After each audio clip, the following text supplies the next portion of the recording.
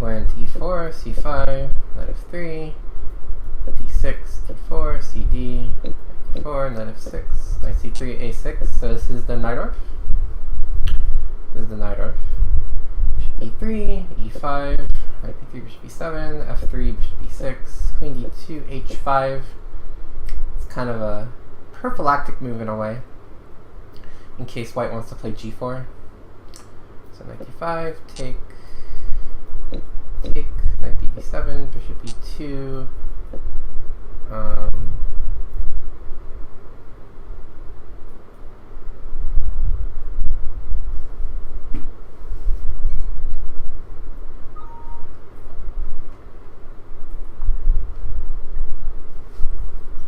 And here, black castle. Okay. So the position is about level. Now white has a choice. Does white want to castle queenside, or does white want to castle kingside? So let's ask the chat. Chat, what do you guys think? Do you guys think white castle kingside, or do you guys think white castle queenside? Which move you gonna pick? Bang, bang, bang, bang.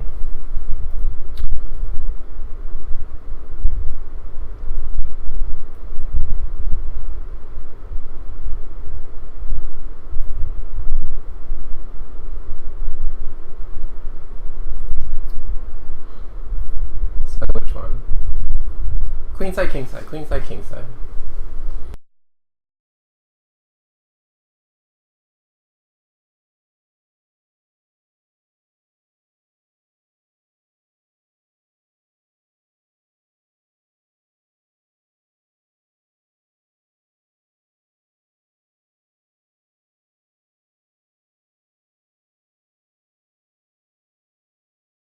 Okay, so it turns out if you like to live adventurously, you'd prefer castling queenside, opposite color or opposite wing castling, start pushing your kingside pawns with no abandon.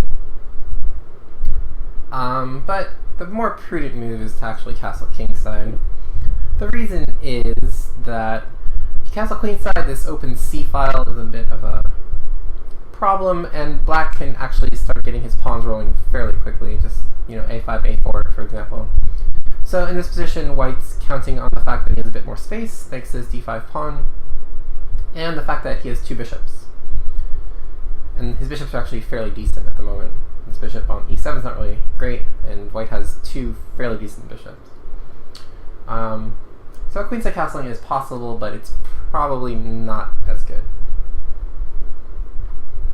So you get half credit for queenside castling, full credit for kingside castling. Okay, so black, for his part, wants to do what?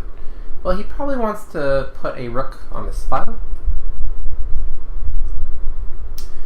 But you need to remain flexible in these types of positions, and an idea for black here, in addition to getting a rook to the c file, is maybe playing a5, a4, and putting the question to this knight and causing some problems on the queen side for white. Because white does have a queen side pawn majority, even though it seems that black would want to play on the queen side, but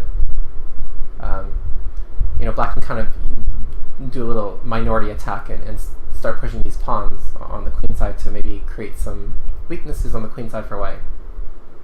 So we'd like to put a rook on c8, but we probably don't want to use the a rook, because it's possible that we'd want to use the a rook to help support the a pawn. So again, this is kind of another exercise in being flexible. So I mean, rook to c8 is definitely a very natural move, but we'd actually prefer to use this rook, because again, this rook can potentially support a5. We may never play it, but it's nice to have the option.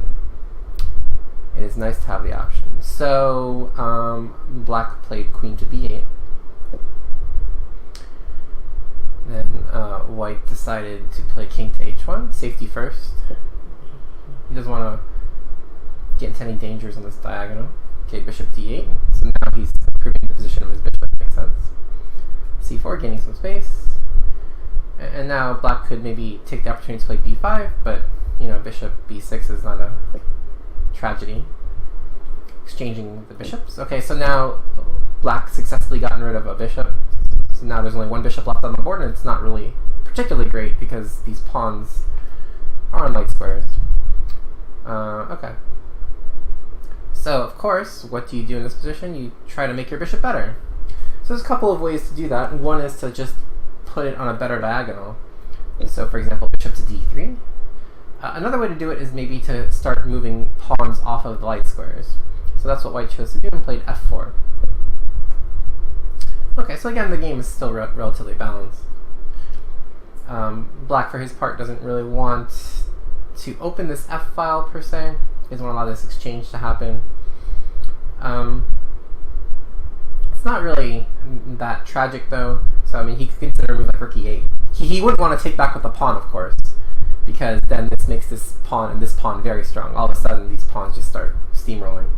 But he could play a move like rook e8 and then after take with the rook. And you know, I mean, his rook is quite active on this e file, and white's not really posing too much pressure on the king side. I mean, this knight's kind of out of play, and this bishop isn't really doing much.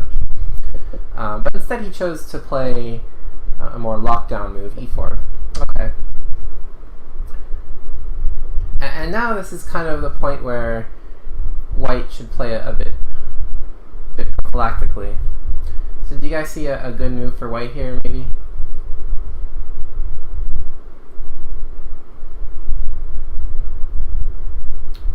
So what should white play? So white has a couple of things he could do. He could try to get this rook into the game. He could try to get this knight into the game. He could maybe put this queen on a better square. So what should white do here?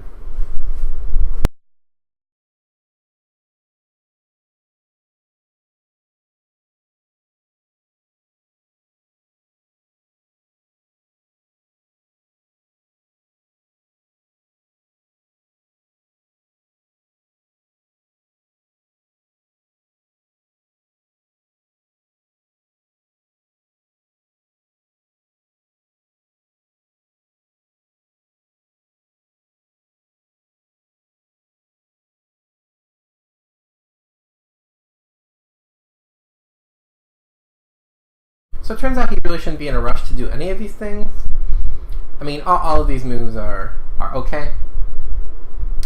But actually, probably the most accurate move is to play a4. And this looks weird because, okay, it seems like you're creating a weakness potentially. Like, you know, these pawns don't exactly seem like the most formidable. But the idea is we're kind of prophylactically getting ready to stop this move. And this move b5 is something that black definitely wants to play in the near future because it kind of disrupts white's pawns. In particular, it makes this pawn on d5 weak because we're hitting its base on c4. So a4 is actually a useful move to throw in. And as we'll see, this move would actually have been useful because in a few moves, black does indeed end up playing b5. So this pawn can potentially come to a5, and then en passant if black plays b5, or it could just stay on a4 and support b5. But in any case, a4 is probably a useful move to throw in. But okay, it's not like a huge deal. White did play knight to d4. Now that the pawn has vacated e5, the knight has a nice home on d4, although it's not really clear how nice this square really is, because, okay, it looks like a nice nesting place, but if you actually look, I mean, none of those squares are available to the knight, and f5 is open, but it doesn't really do a whole lot. You can't really get an attack on g7 very easily. The queen would need to kind of rover herself over. But okay. The knight is definitely better posted on d4, and now you free up this pawn. Okay, so black plays the move queen to c8. Probably more accurate is queen to c7 just to keep the rooks connected. Allow a rook to come to c8. And then maybe get a rook to e8. But okay, so rook a c1, logical. Rook e8. And now white plays kind of an aggressive looking move, b4. probably should actually reserve this square for his queen. So, for example, instead of b4, maybe queen to b4, with the idea that you're kind of like forking these. Get queen to c7 in, then knight f5, and just kind of put pressure on this pawn. And then at the right moment, you can do a couple of things. You can either play like a rook to try to hit the queen side, or maybe you can even go like a4, a5 first, and then at the right moment maybe get in c5. And this knight can come to e3 and help support these pawns. So there's a couple ideas here, but the queen probably belongs on b4 rather than a pawn. But I mean, this looks very tempting, right? To kind of get this avalanche of pawns moving, because you know if you can start getting this in and this in, it looks problematic for black. But the problem is at the moment this pawn needs a lot of defense before you get c5 in. So b4 is actually probably a bit of a mistake. And one thing black could do to take advantage of it is to play a5 immediately, and now kind of put the question and say, okay, well, do you want to take this pawn and ruin your pawn structure permanently and give my knight this wonderful home on c5? So for example, I'm going to take knight d7, knight c5, and all of a sudden black is happy. Or if you play a3, now all of a sudden, okay, I have the option if I want to take and open up a file for my rook, or I can kind of just let this sit there, but I add some tension to the position. Because you never really want to move this pawn either here or here, because you have this square on c5, which is very important. So black could have done that, but instead he played queen d7. Not the worst move. And now knight c2, again repositioning it to e3, like I mentioned, since f5 is covered by the queen. So knight c8. So again, black could consider a5, but knight c8 is not terrible. Knight e3. Knight e7. f5. And now was probably the time to strike with the move b5. Again, notice how if white had somehow gotten a4 and a5 in, b5 wouldn't even be an option. But by playing b5, you challenge this pawn, which defends this pawn, and now this knight and this queen are kind of stuck guarding this. And black doesn't want to take, or sorry, white doesn't want to take because it opens this file for the rook. And now white can just, or black can just add more pressure, just double on the file.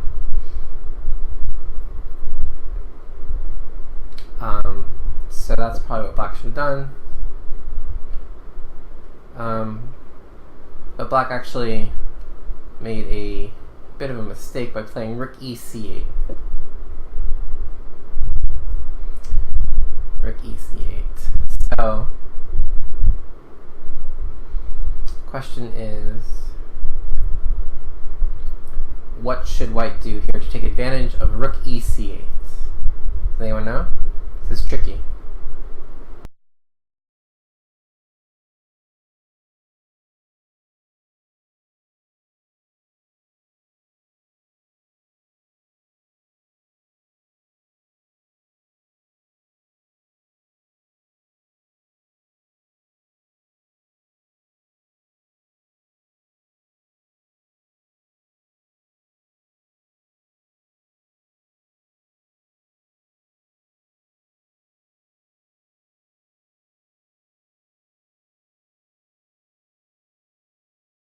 So the reason why b5 was so critical is that we couldn't waste a single tempo in attacking this in order to loosen the defense of this. Because now the weakness of the move we played all the way back on move number 9 will be felt. And the move that white should have played here is g4. The point being that after h takes g4, which is pretty much forced, if you don't take, I'm just going to play g5, and now my pawn avalanche on the king side is much more fearsome than anything that's happening on the queen side, so you pretty much have to take. And now after knight takes, I'm actually threatening this ruining of your pawn structure. And this is very promising for white. This pawn on f5 can easily push to f6. If you take, I take, and again, your king side is feeling very, very unsafe. I can start playing like rook g1 with the idea of f6, and this looks very dangerous for black. Because again, he's just a tempo too slow, and by the time you open up the queen side a bit and get your rooks free, I'm probably going to be checkmating you. So he had to take the bull by the horns and play this move g4 instantly, because he didn't and played rook f4 first. A little preparatory move, perhaps. A little preparatory move. And now it actually gives time for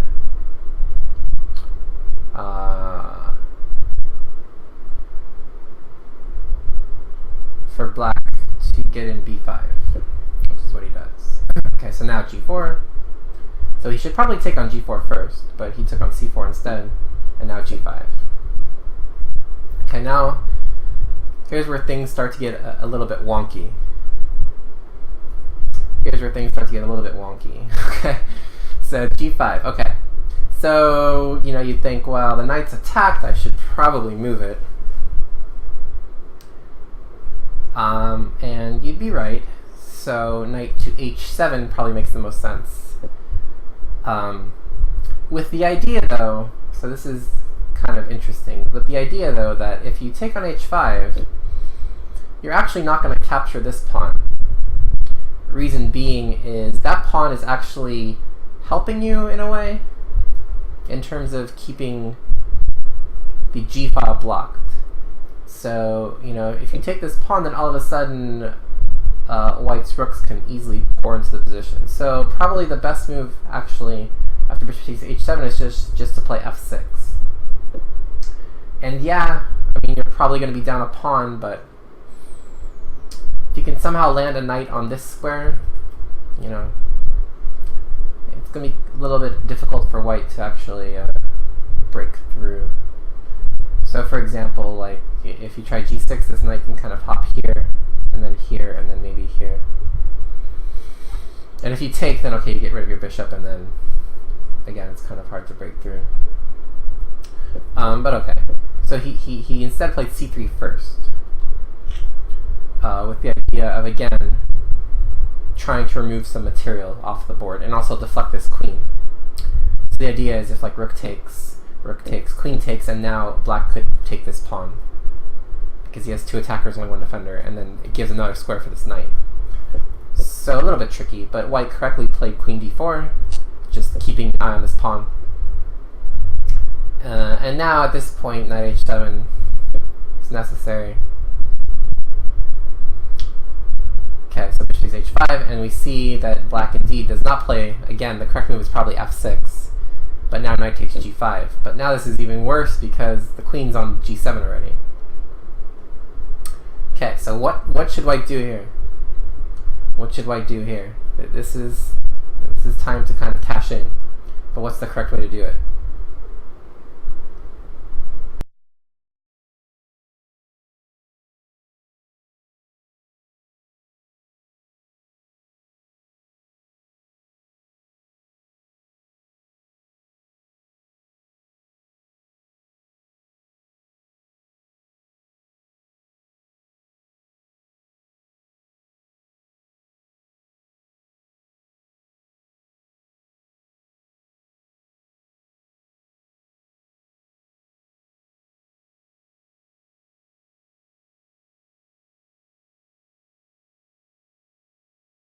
So here we have to realize the move that black is itching to play, no matter how awkward it looks, is this move f6.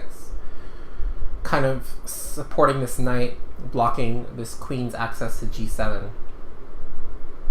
And again, this knight has this idea of hopping back to e5 maybe. So as white, we should try to stop f6. So how do we stop f6? Well, we can play it ourselves. So f6 is actually really strong. Point is, you can't really take because you're probably getting mated instantly. And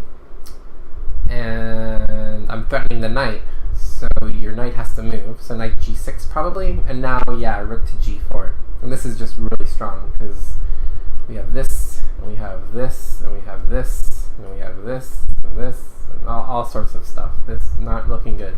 So yeah, white would be in very, very, very good shape here. I mean, something like knight f3 or something. I can just take on e4 maybe. Hitting f3, you play knight e5. But now maybe knight to f5. And this is just looking dire. It's looking dire. You can take, I take, but now I'm threatening like knight h6 check, for example, winning the queen. I'm also threatening to take this. It's not looking good. So f6 was probably accurate, but he plays h4, which looks reasonable. Okay, so now this knight has to go someplace, and again, black at this point needs to kind of remove attackers from the equation, and so a move like knight f3 kind of does that. Because okay, if you take on f3, you can win a pawn, but okay, at least I got rid of your bishop, which is kind of menacing my king. And if you don't take, then I can hop my knight to e5 again and help defend key squares. So, but he played knight h7, which is probably a mistake. Because, okay, now this is important. This is where we get to the real tricky stuff. So now what should white play here? What should white play here? This is the important move. So white has built up this nice attack on the king side, opened up the g-file. Black's knights are looking very pitiful. Black's queenside play hasn't quite broken through yet. Black's queen is out of play because of its f5 pawn. And white's queen is very much in play, centralized and attacking g7. So the question is, what should white play here? And it seems like there are a couple of moves that make sense. But there's actually only one move that is correct. And one move is kind of a red herring of sorts. But can anyone spot what these two moves are and what the difference is? It's very subtle. It is very subtle. So if you get this wrong, don't feel bad because it's quite insane. So, as I've been told, I don't know this firsthand, but as I've been told, the goal of chess is checkmate. And so it's good to threaten checkmate often. So there are a couple of ways you can threaten checkmate. So you can threaten checkmate with rook to g1, which threatens queen takes g7 checkmate, or we can threaten checkmate with rook to g4, which also threatens queen takes g7 checkmate. Again, checkmate is a good thing to do in chess. So the question is, rook g1, rook g4, does it matter? And the answer is it actually does matter a lot, because, funnily enough, rook g1 is actually a mistake. Rook g1 is actually a big mistake, and it seems like the most natural move in the world. But this is where chess aesthetics comes in. Black has a miracle defense. A miracle defense. So you obviously don't want to push this pawn, because that's rather suicidal. You don't really want to push this pawn, because that's also rather suicidal. You don't really have anything else you can do, but you do have one little thing. Knight to g6. Knight to g6. Just go and block. Point being that if you take my knight with the pawn, all of a sudden I say checkmate. Checkmate. And the tables have turned. And that is indeed checkmate. The nice lady even said so. So,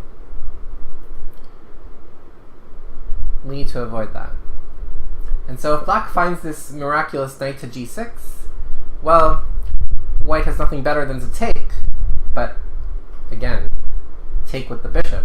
Because if you take with the pawn, it's mate. And again, this knight wants to come to e5. And once the knight comes to e5, you really don't have any pressure because the queen is blocked from g7. So you take with the bishop, take with the pawn, and all of a sudden, black is actually doing okay again. Okay, because you can't take with the pawn again because it's mate. So you can take with the rook, I guess. But now I can actually play knight to f6, and all of a sudden, I'm out of the woods, believe it or not. And this is almost equal, actually. This is actually almost equal. So white basically throws away his advantage, because now this pawn is actually very strong. This pawn is very strong. These rooks are now all of a sudden misplaced. So the correct way to do it instead of rook to g1 is rook to g4.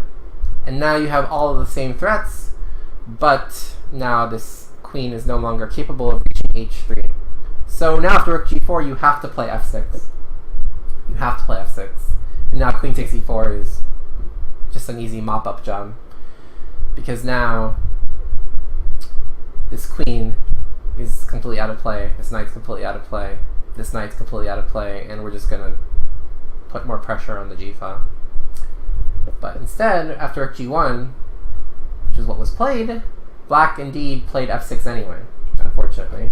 Missed this knight to g6 resource, which was very hard to spot at the time, but would have saved the game.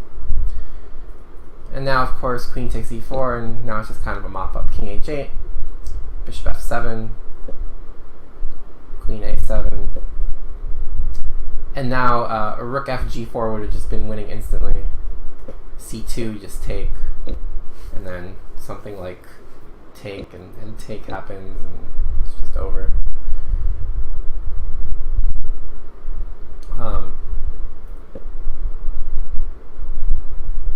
Actually, maybe bishop e6 is even stronger, but okay, this didn't happen.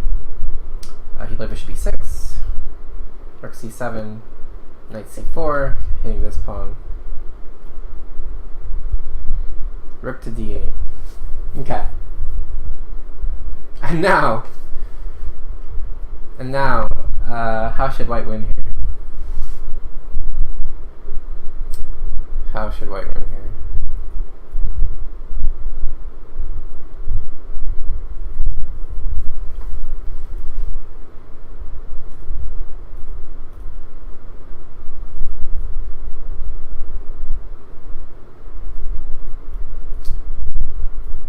Pretty simply, white should play kind of the theme of the game, rook f g4, just getting on this pawn.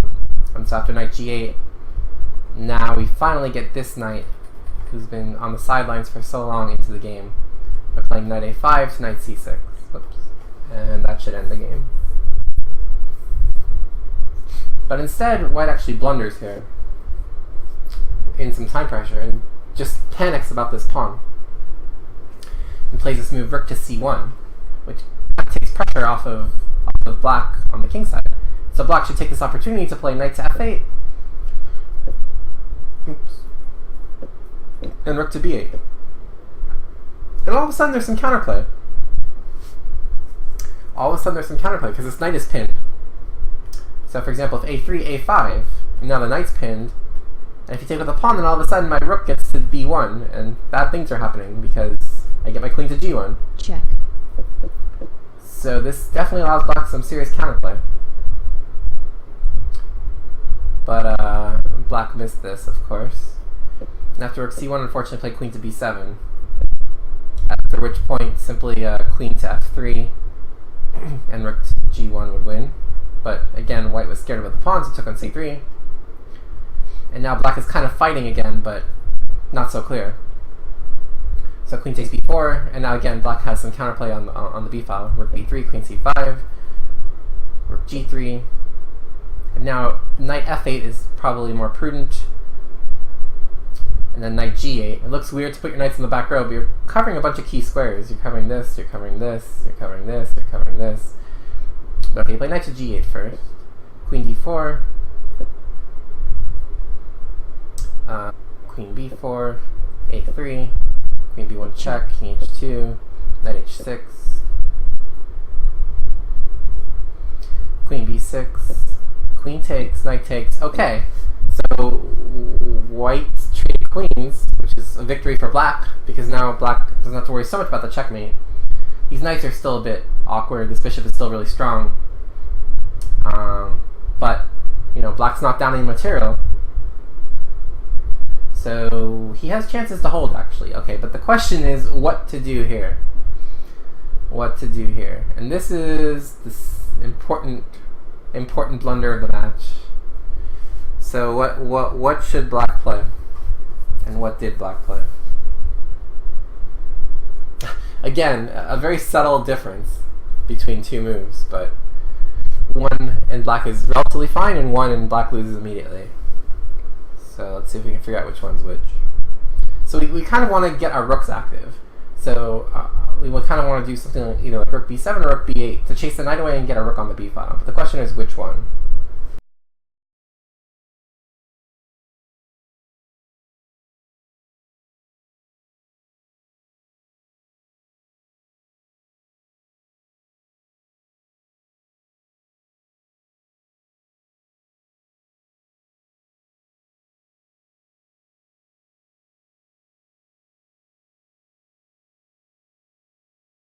So it seems natural that since this rook has the c file already, we should use this rook and move it to b8.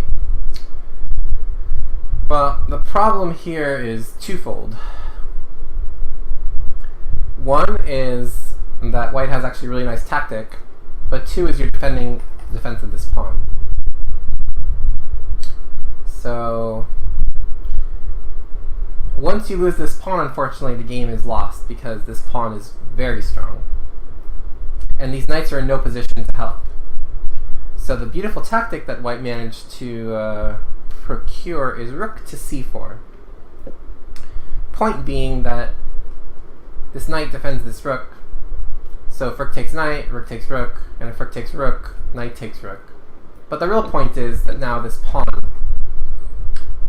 is in trouble.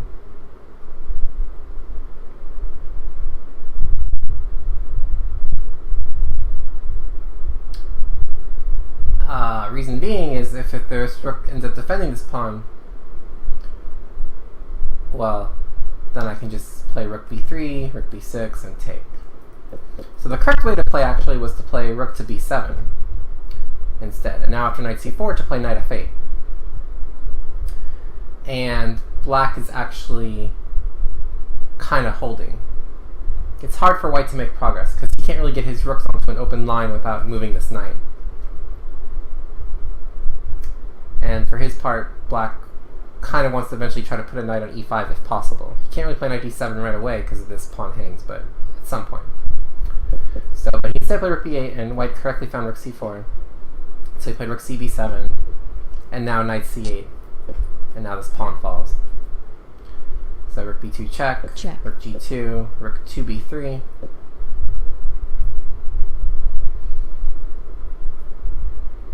Knight takes d6. Rook takes a3, rook c7.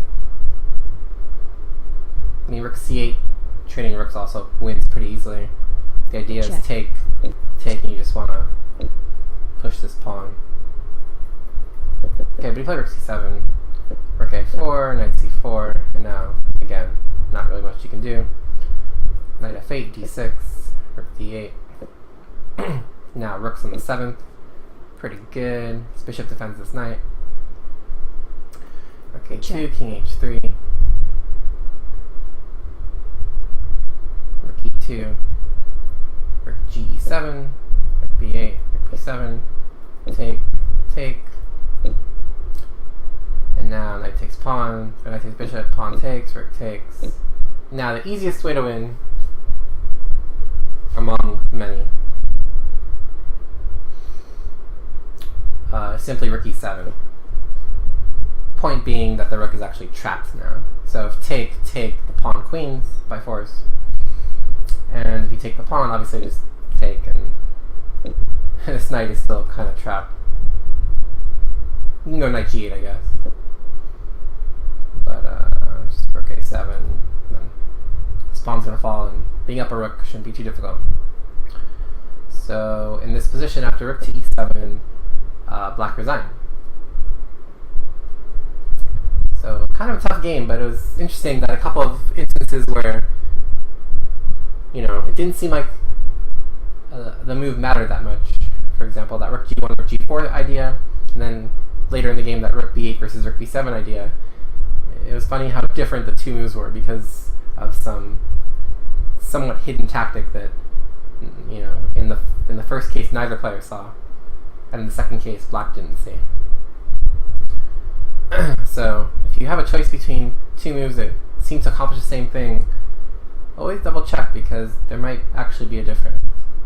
And yeah, if black had somehow found knight g6 after rook g1, the game very well may have taken a completely different course. So Anyway, I thought that game was kind of interesting.